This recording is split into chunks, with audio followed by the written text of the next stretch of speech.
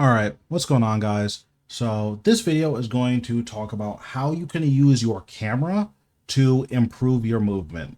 Now, that doesn't sound like that would be super helpful, but what I've seen a lot of players do is their cameras aren't really aimed in a direction that makes sense based on where they're trying to go. And what I mean is, let's say that I need to move, which way is this? East. Let's say I need to move east. Their camera isn't facing east. Their camera will just be looking at the boss. So like, let's say our glacier is over here. I'm just looking at our glacier instead of looking east. So if you see, my movement is actually pretty limited because of where my camera is.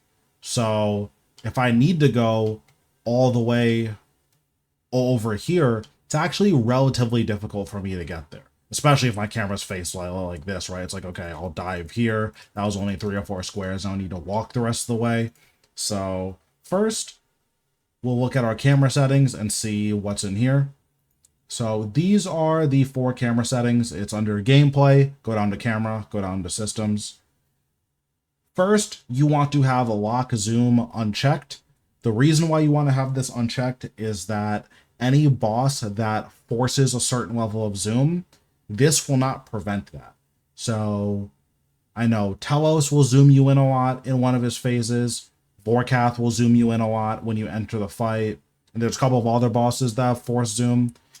If this box is checked, then you will not be able to zoom out, which is not good. So keeping that in mind, let's look at our camera settings. So this is the modern camera. This is the one that the game will give you by default. This is as much as you can zoom out. So this isn't a ton of zoom, but it's pretty good. You'll notice that the camera isn't attached to your character. It kind of lags behind you a little bit when you do movement. So let's say I'm trying to click on this portal, for instance. Like if I wanted to surge over here and then click on the portal, it's going to be relatively simple. So we'll walk this way, surge, and then if I just hover my mouse above the aqueduct, even after my surge, I have a little bit of time to actually click on the aqueduct, right? So we'll just do another little demo. So it's really easy for me to get that click. So now we'll look at the classic camera. This is the old school camera where it's snapped onto you. You see that when I'm moving, the camera always keeps me directly at the center of the screen. So let's say we want to click on this aqueduct. We need to trace the aqueduct. Like we need to move our camera back this way in order to match how far we're moving forward in order to click on the aqueduct. So like here, I'm genuinely trying to click on this. So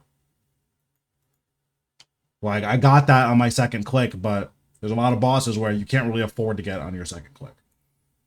So next, we'll look at Freedom Classic, and this is because I think Freedom's the best camera. Now, Freedom Classic is really nice because you get a ton of zoom. The major downside of Freedom Classic is the same as Classic, except it's a little bit exaggerated because not only do you have the camera following you really closely, so your mouse moves at the same speed, which makes it hard to click on something that's stationary.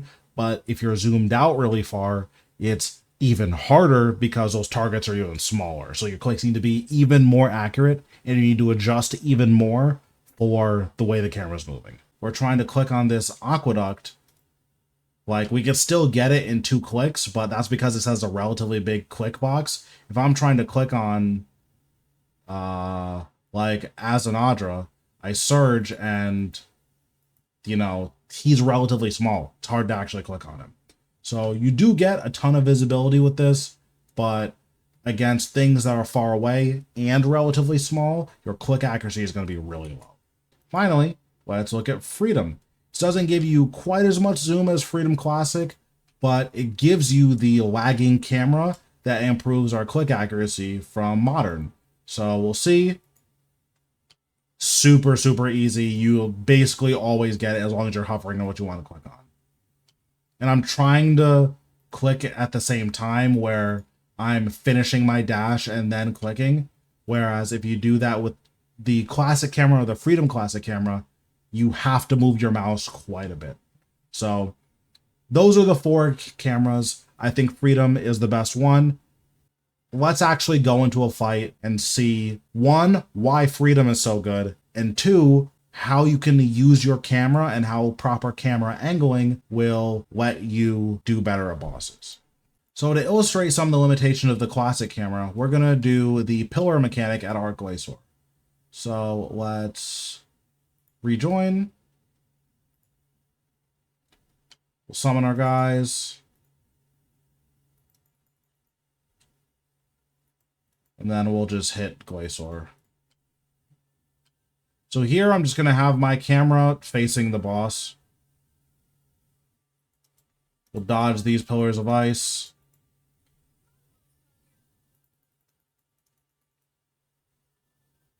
So I want to get down here, but because of the way my camera is, I can't just use a mobility spell.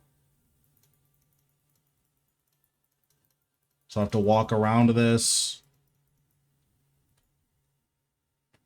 And that worked, but that's relatively inelegant, I would say. So let's teleport out and let's change our camera. Also, if you do this in hard mode, you will get 3 beams instead of 2. So just be aware of that. So now we'll do the same thing with the modern camera.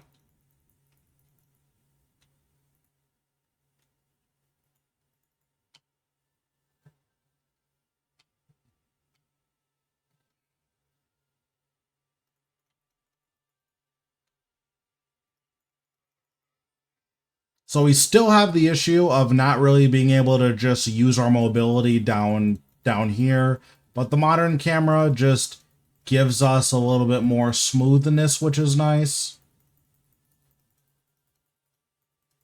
It just cleans up our movement because the camera isn't following us so closely, which is really good. But because of the way our camera is just facing the boss, our movement's going to be pretty restricted. So here, we will angle our camera in the direction that we're trying to go. And you'll see, okay, if I want to dive away from this beam, I can just do that, right? And oh, I see that this beam, I have a lot of room to move. I can just surge, and now I just completely avoided the beams, and there's essentially no risk. So now we'll do a kill with the Freedom camera, which has more zoom than modern, but it still has the same lagging camera, which will let us see more of the map. And then we'll see how this improves our mobility.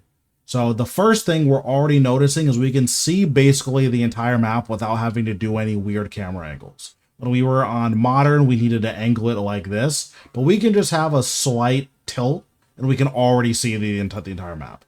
So we'll dive down here. I see the whole rest of the map. So I can just surge. I know I have room over here to dodge this beam. I know I can go up and come back, and I can still see this beam the entire time.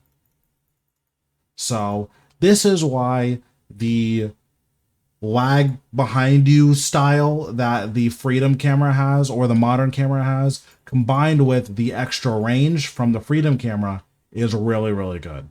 You just have so much more visibility of the map while not having to adopt crazy camera angles in order to actually maneuver around the map, which is really nice.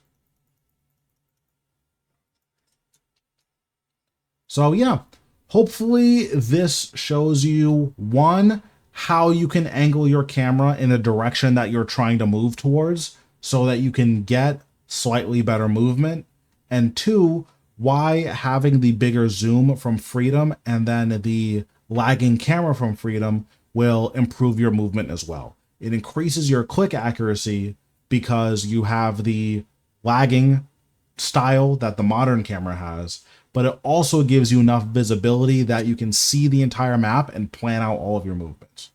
Also, as a bonus, the movements that I did for this beam, that works at every single enrage all the way up to 4,000 for dodging beams, even once you get the third one in hard mode.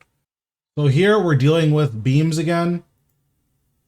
This is in hard mode, and I'm just going to show you that this same technique works even when there's 3 beams.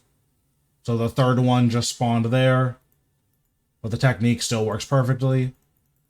So yeah, thanks guys for watching, and I'll see you in the next one.